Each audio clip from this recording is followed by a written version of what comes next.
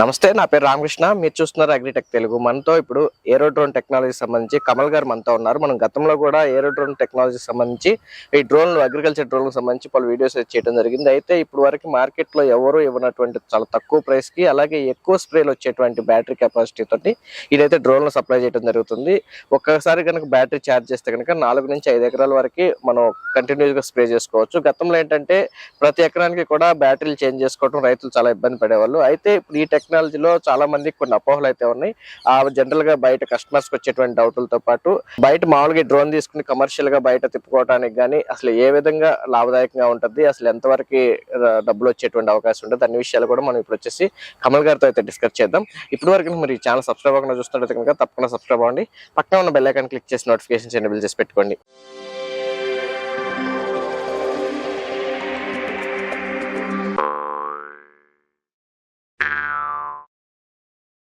ఇప్పుడు ఏరో drone technology సంబంధించి కమల్ మనతో ఉన్నాడు. ఆయన అడిగి అన్ని విషయాలు తెలుసుకున్నాం. హాయ్ కమల్. కమల్, ఇప్పుడు మనం గతంలో 2 వీడియోస్ చేసాము. అయితే సార్ నెక్స్ట్ సెకండ్ వీడియోలో మనం ఒకసారి ఛార్జ్ చేస్తే 4 ఎకరాలకు మనం స్ప్రే చేసుకోవచ్చు అని చెప్పాము. అయితే మనం కింద కామెంట్స్ లో కానీ లేకపోతే కొంతమంది వేరే వాళ్ళు ఎవరైనా కానీ ఏంటంటే ఇది ఎలా సాధ్యం అవుతుందని చాలా రకాల డౌట్లు అయితే ఎక్స్ప్రెస్ చేస్తున్నారు. మేబీ మిమ్మల్ని కూడా అడిగి ఉంటారు. ఎట్లా ఈ పాసిబిలిటీస్, ఈ క్యాలిక్యులేషన్స్ ఏంటో కొంచెం మీరు తక్కువకి ఏ విధంగా ఇవ్వగలుగుతున్నారు, కొంచెం వివరంగా చెప్తావా? ఓకే ఓకే ఓకే నేను ఒక రఫ్ క్యాలిక్యులేషన్ చెప్తాను. దీనికి హెక్సాకాప్టర్ కి డిఫరెన్స్ ఏంటిది? ఇది క్వాడ్ కాప్టర్ కదా. క్వాడ్ కాప్టర్ అంటే 4 రెక్కలు ఉంటాయి మనకి. హెక్సాకాప్టర్ అంటే 6 రెక్కలు ఉంటాయి. ఇప్పుడు అందరూ యూజ్ చేసేది హెక్సాకాప్టర్ కదా. దీనికి దానికి డిఫరెన్స్, ఫర్ ఎగ్జాంపుల్ ఇది 3 లక్షలు అనుకున్నాం. అది కూడా 3 లక్షలు పెట్టి డ్రోన్ కొనుక్కున్నారు. ఇది 5 ట్యాంకులు వస్తుంది. కస్టమర్ పాయింట్ ఆఫ్ వ్యూ లో ఒక 4 ట్యాంకులు అనుకున్నాం. 4 ఎకరాలు. ఇది 4 ఎకరాలు వస్తుంది, అది 1 ఎకరం వస్తుంది ఒకసారి ఛార్జ్ చేస్తే. అందుకని దానికి కూడా 4 ఎకరాలు రావాలంటే మనం ఎన్ని సెట్లు ఎక్స్ట్రా తీసుకోవాలి? ఇంకా 3 సెట్లు ఎక్స్ట్రా తీసుకోవాలి. 3 సెట్లు అంటే 350,000. దానికి 4,50,000 ఆ డ్రోన్. దీనిది 3 లక్షలు, 1,50,000 అక్కడ డిఫరెన్స్ వస్తుంది. లేదు 4 ఎకరాలు కాదు, ఒకేసారి నాకు స్ప్రేయింగ్ కి 8 ఎకరాలు కంప్లీట్ అయిపోవాలి. 8 ఎకరాలు కంప్లీట్ అయిపోవాలంటే ఇంకొక సెట్ బ్యాటరీ దీనికి ఎక్స్ట్రా తీసుకుంటే సరిపోద్ది. దానికి 4 సెట్ల బ్యాటరీలు ఎక్స్ట్రా తీసుకోవాలి. ఇంకా 2 లక్షల అదనంగా ఉంటది. లేదు నాకు ఇప్పుడు రైతు యావరేజ్ గా స్ప్రే చేసేది 12 ఎకర్స్ అండి రోజుకి 12 ఎకర్స్ నాకు ఛార్జ్ లేకుండా అయిపోవాలి అంటే దీంతో వచ్చేది కాకుండా ఒక 2 సెట్ల బ్యాటరీలు ఎక్స్ట్రా తీసుకుంటే సరిపోతుంది. 4 లక్షలు అవుతుంది. 4 లక్షలు అవుతుంది. అదే మనం హెక్సాకాప్టర్కి వెళ్తే దానికి మనము 12 ఎకర్స్ అంటే ఒక్కొక్క ట్యాంక్ మనకి ఒక్కొక్క ఛార్జ్ ఒక్కొక్క ట్యాంకే వస్తుంది కాబట్టి 12 సెట్స్ మెయింటైన్ చేసుకోవాలి. అదైతే మనకి 8,50,000 అవుతుంది. ఓకే, అయితే 8,50,000 పెట్టి అన్ని సెట్లు తీసుకోకుండా ఛార్జ్ చేసుకుంటా ఉంటే మధ్యలో అటు ఇటు తిరగటం అలా క్యాలిక్యులేట్ చేసుకోకూడదు. ఆ పాయింట్ కూడా చెప్తాను, అది నెక్స్ట్ ఉండే బెనిఫిట్స్ లో చెప్తాను అది కూడాను. అందుకే ఇక్కడ మనం 4 లక్షలు ఇన్వెస్ట్ చేస్తున్నాము, అక్కడ 8,50,000 ఇన్వెస్ట్ చేస్తున్నాం. అంటే డిఫరెన్స్ 4,50,000. దగ్గరగా 100 రూపాయలు పెట్టాల్సిన చోట 40 రూపాయలే పెడుతున్నారు రైతు అనేవాడు. అంటే ఆ కాస్ట్ కి ఇట్లాంటి 2 డ్రోన్లు వస్తాయి అన్నమాట మనకి. ప్రైస్ డిఫరెన్స్ అంటుంటది. రెండోది బ్యాటరీలు దీంతో పాటు ఎక్స్ట్రా 2 సెట్లే వస్తాయి కాబట్టి రైతుకి ఒక 8 ఎకరాలు ఇక్కడ ఉంటది, నెక్స్ట్ ఇంకో 8 ఎకరాలు అక్కడ ఉంటది. అట్లా ఉంటే క్యారింగ్ కి 12 సెట్లు ఒక దగ్గర పెట్టి తీసుకెళ్తానికి, 2 సెట్లు ఒక దగ్గర పెట్టి తీసుకెళ్తానికి క్యారింగ్ చాలా కన్వీనియంట్ గా ఉంటది. రెండోది ఏంటిదంటే అన్ని సెట్లు దగ్గరుండి మళ్ళీ ఛార్జ్ చేసుకుని మళ్ళీ చేసుకోవాలంటే జనరేటర్ కావాలి. దీనికి ఎట్లాగో 2 సెట్లు మెయింటైన్ చేస్తే కాబట్టి జనరేటర్ అక్కర్లేదు మనకి. ఇంకోటి 12 సెట్స్ పెట్టుకున్నా గానీ మనకి 2 వీలర్ అయితే సరిపోదు, 4 వీలర్ కావాలి. దీనికైతే మనకు ఒక 2 వీలర్ మీద సరిపోతుంది దీన్ని బేస్ చేసుకుని. అంటే జనరేటర్ అక్కర్లేదు, 2 వీలర్ సరిపోతుంది, 4 వీలర్ దాకా అక్కర్లేదు. ఇవన్నీ బెనిఫిట్స్ అన్నమాట. ఇప్పుడు ఎవరైతే కమర్షియల్ గా తీసుకుంటారో సాధ్యం అవుతుందా? ఏంటిది కంఫర్ట్ గా ఉంటుంది 2 వీలర్ మీద? 2 వీలర్ మీద చాలా కంఫర్ట్ గా ఉంటుంది. ఈ ఆర్మ్స్ అన్ని ఫోల్డ్ అవుతాయి కదా. ఖచ్చితంగా మా దగ్గర తీసుకెళ్లిన చాలా మంది దీన్ని 2 వీలర్ మీదే తీసుకెళ్తున్నారు. బ్యాటరీస్ ముందు పెట్టుకుంటున్నారు, డ్రోన్ వెనకాల పెట్టుకుంటున్నారు. ఇప్పుడు వరకు మీరు ఈ డ్రోన్స్ ఎన్ని సప్లై చేసి ఉంటారు?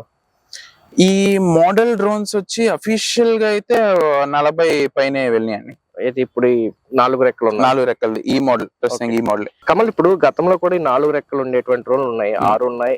అయితే అప్పుడు కూడా బ్యాటరీ మళ్ళీ ఛార్జ్ చేసుకోవాల్సి వచ్చేది. కానీ ఇప్పుడు మరి మీరు ఈ 4 రెక్కల డ్రోన్ కే వచ్చేటువంటి బ్యాటరీ 4 ఎకరాలు 5 ఎకరాలు వస్తుంటున్నారు ఎట్లా? అవును, మనకి బ్యాటరీ వచ్చేది ఏంటిదంటే 16,000 mAh బ్యాటరీ ఇస్తాం దీంతో పాటు.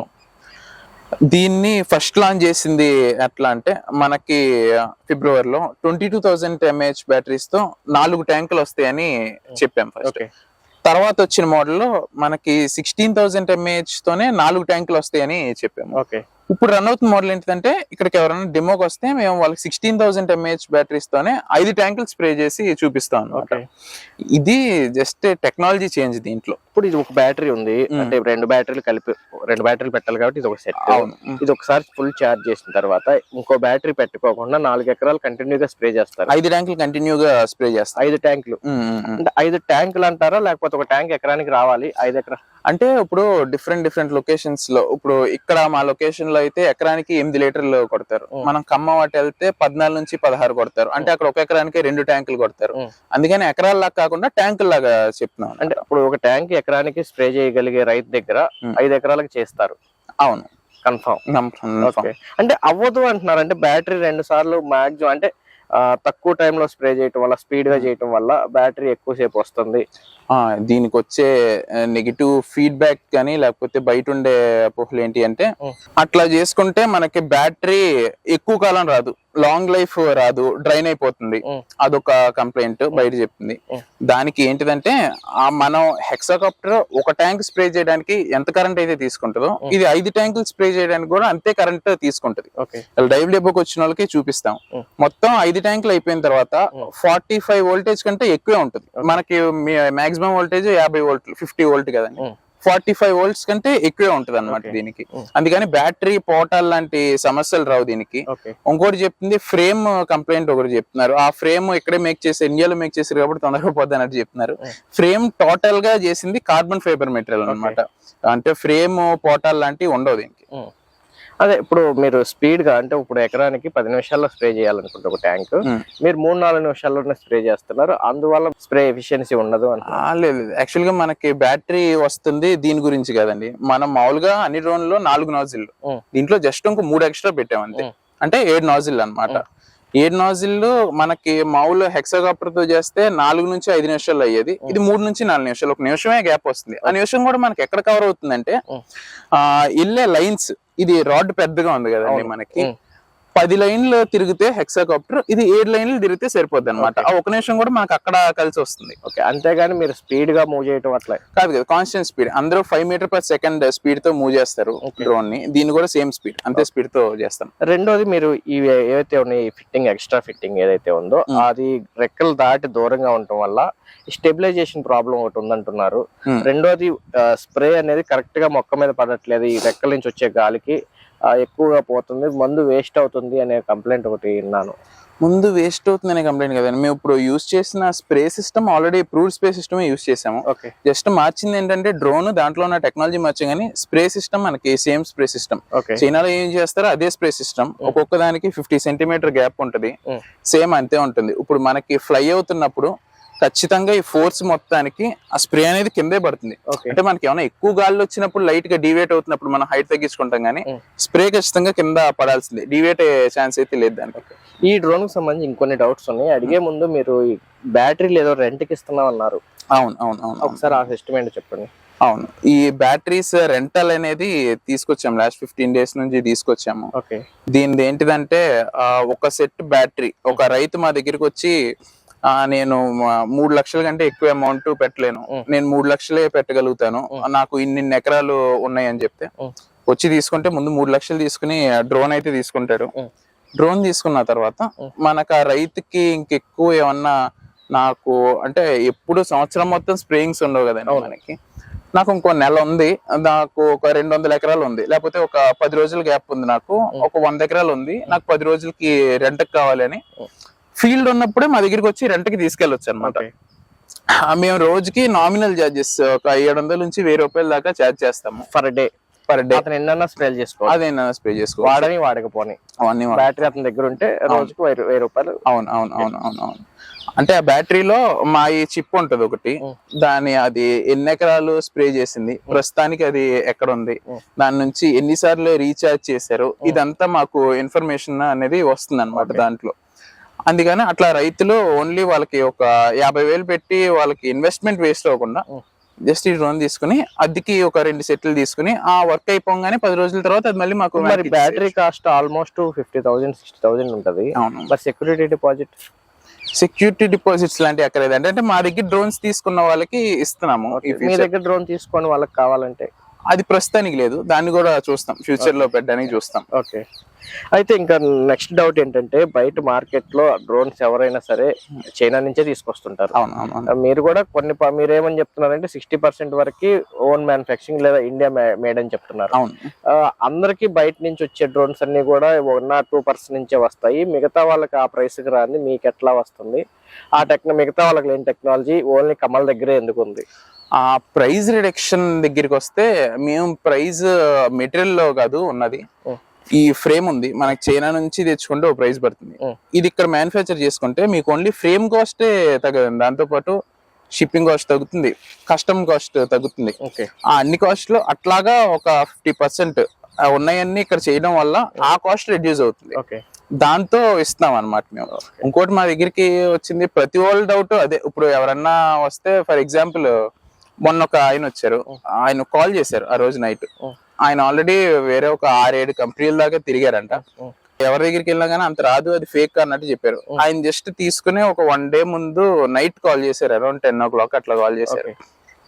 ఒకసారి మీరైతే ఫోన్ లో ఏం చెప్పలేదు, ఒకసారి మీరైతే రండి, ఆయనది రివ్యూ కూడా నెక్స్ట్ మంత్ పోస్ట్ చేస్తాము, మీకు అక్కడ నుంచి ఒక 3 hours పడుతుంది, ఇక్కడికి ఒకసారి అయితే రండి, వచ్చి చూడండి అని చెప్పాం. ఆయన మార్నింగ్ వచ్చి రాగానే ఆయనకి ఎక్స్ప్లెనేషన్ కూడా ఏం లేదు, మొత్తం ఒక 5 acres దాకా దీన్ని స్ప్రే చేసి చూపించాము. వేరే కంపెనీ వాళ్ళు కానీ వేరే ఎవరైనా కానీ ఏ అయితే డౌట్లు చెప్పారో అవన్నీ వాళ్ళకి విత్ డెమోతో మేము క్లారిఫై ఇచ్చాం అనమాట. అందుకని రైతు సాటిస్ఫై అయితే మరి అట్లా చెప్తున్నారంటే బయట అట్లాగే చెప్తారు అని చెప్పి లైవ్ గా వచ్చి డెమో చూసే వాళ్ళకి క్లియర్ కట్ గా అర్థం అవుతుందండి. ఇప్పుడు చెప్పేవాళ్ళు కూడా ఇటు నుంచి మనం ఇది బాలేదని రైతులకు చెప్తే రైతులు నమ్ముతారు అనుకుంటారు, రైతులు వింటారు అంతే. దగ్గర వాళ్ళు ఇక్కడికి వచ్చిన తర్వాత లైవ్ డెమో చూస్తే వస్తారు. మేము రిక్వెస్ట్ చేసేది ఏంటంటే అందరు కస్టమర్స్ ని వస్తుందా రాదా అన్నది ఇక్కడికి వచ్చిన తర్వాత మేము డెమోలో చూపిస్తాము. జస్ట్ మీరు చేయాల్సింది ఏంటంటే రాదు అని చెప్పిన వాళ్ళ దగ్గర డెమో చూసి మళ్ళీ ఇక్కడ మా దగ్గరకు కూడా వచ్చి డెమో చూస్తే దాన్ని బట్టి రైతు క్లియర్ గా అర్థం అవుతుంది మొత్తం. ఇప్పుడు స్టెబిలైజేషన్ ప్రాబ్లం ఒకటి ఉందని వింటున్నాము, అదేంటి ప్రాబ్లం? స్టెబిలైజేషన్ ప్రాబ్లం దీంట్లో ఏం లేదండి. అంటే స్టెబిలైజేషన్ ప్రాబ్లం ఎట్లా వచ్చిందంటే మనకు ఫస్ట్ నుంచి క్వాడ్ హెక్సాలు ఉన్నాయి కాబట్టి హెక్సాకి స్టెబిలైజేషన్ ఎక్కువ ఉంటది, క్వాడ్ కి అంత ఉండదు అని ఒక మిత్ క్రియేట్ చేశారు. దాన్ని ఇప్పుడు యూజ్ చేస్తున్నారు, కానీ హెక్సాకి క్వాడ్ కి ఒకే స్టెబిలైజేషన్ ఉంటది. వచ్చిన వాళ్ళకి హెక్సా ఆల్రెడీ చూసి వస్తారు కాబట్టి మేము క్వాడ్ కూడా ఫ్లై చేసి చూపిస్తాము, బియాండ్ లెవెల్ ఫ్లై చేసి చూపిస్తాము. వాళ్ళకి స్టెబిలైజేషన్ ప్రాబ్లం ఏమన్నా అక్కరైన వాళ్ళు మాకు ఇప్పుడు దాకా తగలేదు మేము డెమోలో చూపించినప్పుడు. అంటే నన్ను చాలా మంది ఏంటంటే మనం లాస్ట్ వీడియోలో నేను కూడా ఆపరేట్ చేసి చూపించాను. అప్పుడు మీరు చూసారు కదా, వాడారు కదా, స్టెబిలైజేషన్ ఎలా ఉందని చాలా మంది అడిగారు. నాకు డిఫరెన్స్ లేదు, నేను రెగ్యులర్ గా చూడను కాబట్టి నాకు తెలియదు అని చెప్పడం జరిగింది. మీ మాటలో ఏం చెప్తారు స్టెబిలైజేషన్ అంటే ఇంకొంచెం క్లియర్ గా? స్టెబిలైజేషన్ రెండింటికి డిఫరెన్స్, ఇప్పుడు అది ఫ్లై చేసి ఇది ఫ్లై చేస్తే దీన్ని ఏమైనా కొంచెం డిఫికల్టీ ఏమైనా ఉంటుందా? అది ఫ్లై చేసి ఇది ఫ్లై చేస్తే మీకు డిఫికల్టీ ఏమీ ఉండదండి. సేమ్ దానికి ఎంత స్టెబిలైజేషన్ ఉంటుందో దీనికి కూడా సేమ్ స్టెబిలైజేషన్ ఉంటుంది. అంటే ఆపరేషన్ ఏమైనా డిఫికల్టీగా ఉంటుంది కానీ దాన్ని కంట్రోల్ చేయలేకపోవడం కానీ ఏమీ ఉండదు, సేమ్ ఆపరేషన్ ఉంటుంది మొత్తం, డిఫరెన్స్ ఏమి ఉండదు. ఇప్పుడు మీకు ప్రైస్ ఎందుకు వేరియేషన్ వస్తుంది? బ్యాటరీ అంత ఛార్జింగ్ రావడానికి ఉన్న టెక్నాలజీ ఏంటి? మిగతా వాళ్ళకి లేని టెక్నాలజీ మీ దగ్గర ఎందుకు ఉంది? అది సాఫ్ట్వేర్ లో కొన్ని క్లియర్ చేయడం, రెండోది ఏంటంటే వెయిట్ తగ్గించడం. మొత్తం కార్బన్ ఫైబర్ కాబట్టి వెయిట్ తగ్గుద్ది. ఇంకోటి ఏంటంటే సాఫ్ట్వేర్ లో చేంజ్ ఉంటుంది.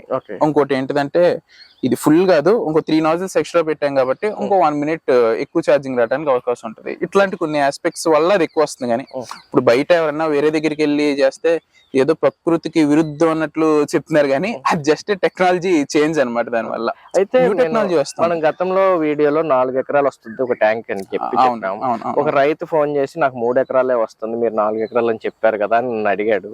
దానికి ఏం చెప్తారు? మా దగ్గర తీసుకున్న కస్టమర్ మీకు కాల్ చేసి చెప్పారు, ఫస్ట్ లో చెప్పినట్టు మనం 4 ఎకరాలు అని చెప్పాము. 4 ఎకరాలు చెప్తే రైతు వాడే సినారియోలో 3 ఎకరాల దాకా వస్తుంది. అదే ఎందుకు ఆ డిఫరెన్స్ ఎందుకు వచ్చింది? మేము ఇక్కడ డెమో చూపించేటప్పుడు ఏం చేస్తాం, జస్ట్ స్ప్రే చేసి వెంటనే ల్యాండ్ చేసి మళ్ళీ స్ప్రే చేసి వెంటనే ల్యాండ్ చేసి చేస్తాము. రైట్ అట్లా చేయలేడు కదా, రైట్ ఫస్ట్ లో ఆపరేట్ చేసేటప్పుడు చేయలేడు, ఫీల్డ్ లో కూడా వాళ్ళకి వీల్ అవుతుంది. వాళ్ళు అక్కడ ఛార్జింగ్ అయిపోయింది అనుకోండి, అక్కడ నుంచి ఇక్కడికి తీసుకొచ్చేటప్పటికి సగం ఛార్జ్ అవుతుంది. మళ్ళీ అక్కడ స్ప్రే చేయాలంటే మేము ఏం చేస్తాం, ఇక్కడే స్ప్రే మొదలు పెట్టేస్తాం. ఓకే, వీళ్ళు ఇక్కడ అవ్వకపోతే ఇక్కడ నుంచి మళ్ళీ అదే ట్యాంక్ మీద అక్కడ దాకా తీసుకెళ్లి చేస్తారు. అట్లాంటి వాటి వల్ల వస్తుంది ఆ డిఫరెన్స్. ఆయన ఇక్కడ ప్రాక్టీస్ చేసినప్పుడు ఆయనకి 4 ఎకరాలు వచ్చింది. అందుకే ఇప్పుడు మేము 5 ఎకరాలు వస్తుందని చెప్పినా గానీ 1 ఎకరం తక్కువ వేసి 4 ఎకరాలని చెప్తున్నాం అనమాట. ఇప్పుడు వచ్చే డ్రోన్స్ అన్నిటికి ఇప్పుడు 5 ఎకరాలు వస్తుంది, షూర్ గా వస్తుంది. మేము ఇక్కడికి వచ్చిన ప్రతి రోజు చూపిస్తాం. అయితే రైతుకు 4 ఖచ్చితంగా వస్తుంది అంటారు. షూర్ గా వస్తుంది. ఓకే, అయితే చివరిగా మరి వీటికి ట్రైనింగ్ కానీ లేకపోతే వారంటీ గ్యారంటీలు మిగతా గతంలో ఉన్న మిగతా డ్రోన్స్ అన్ని ఇచ్చినట్టే ఇస్తారా? దీనికి ఏమైనా వేరియేషన్ ఉందా? దీనికి ఏం వేరియేషన్ ఏం లేదని, వారంటీ నామినల్ వారంటీస్ ఒక 1 year దాకా ప్రొవైడ్ చేస్తాము. ఇంకా మిగిలిన సర్వీస్ మాత్రం 5 years దాకా ఫ్రీ సర్వీస్ ఛార్జెస్ అయితే ఏం తీసుకోం. మొత్తం స్పేర్ పార్ట్స్ ఏమైనా పోతే స్పేర్ పార్ట్స్ ఛార్జెస్ తీసుకుంటాం. కానీ ఈ మధ్యన సర్వీస్ ఛార్జెస్ ఏ కంపెనీ నుంచి వచ్చిన వాళ్ళు తీసుకొచ్చినా కానీ వాళ్ళకి సర్వీస్ ఛార్జీలు ఏం తీసుకోవట్లేదు అన్నమాట. ఇటువంటి డ్రోన్ మార్కెట్ లో రావడం జనరల్ గా ఏంటంటే రైతులకు చాలా తేలిక అవుతుంది, తీసుకెళ్ళటం మోసుకెళ్లే పని తగ్గుతుంది. ఈ డ్రోన్ గురించి పూర్తి వివరాలు తెలియజేసిన చాలా థ్యాంక్స్. ఇట్లాంటి డ్రోన్స్ రావడం వల్ల రైతుకు కూడా త్వరగా తీసుకోవడానికి అవకాశం ఉంటుంది. ఎందుకంటే గతంలో ఛార్జర్ పెట్టుకోవాలి, లేకపోతే జనరేటర్ క్యారీ చేయాలి, లేకపోతే ఎక్కువ బ్యాటరీలు క్యారీ చేయాలంటే కొంచెం కష్టంగా ఉండి భయపడేటువంటి అవకాశం ఉంది. ఇప్పుడు ఏంటంటే 1 or 2 sets తోటి ఒకే సింగిల్ పర్సన్ ఆపరేట్ చేసుకోవడానికి అనుకూలంగా ఉంటుంది. ఓకే, ఇదండి. ఇప్పుడు మీరు కనుక కమల్ గారితో మాట్లాడాలనుకుంటే కనుక స్క్రీన్ మీద కనబడుతున్న నెంబర్కి మీరు కాల్ చేయొచ్చు. అయితే ఇప్పుడు ఇదైతే వీళ్ళైతే ఒక్కసారి కనుక ఛార్జ్ చేస్తే 5 ఎకరాలు లేదా 4 ఎకరాలకి అయితే వస్తుందని చెప్తున్నారు. మీరు వచ్చి డెమో చూసిన తర్వాతే తీసుకోండి. ఎందుకంటే మన వీడియోలో ఏదైతే చెప్తున్నామో అవన్నీ కూడా మీకు క్లియర్ గా అక్కడ మీకు కనపడితేనే మీరైతే డ్రోన్ తీసుకోండి. ప్రైస్ కూడా మిగతా వాళ్ళతో పోల్చుకుంటే కనుక కొంత అయితే తక్కువగా వస్తుందని చెప్పొచ్చు. ఇది ఈ రోజు వీడియో. మరో వీడియోలో మళ్ళీ కలుసుకుందాం. ఇప్పటి వరకు మీరు ఛానల్ సబ్స్క్రైబ్ అవ్వకుండా చూస్తున్నట్లయితే కనుక తప్పకుండా సబ్స్క్రైబ్ అవ్వండి. పక్కన బెల్ ఐకాన్ క్లిక్ చేసి నోటిఫికేషన్ బిల్ చేసి పెట్టుకోండి. Thank you.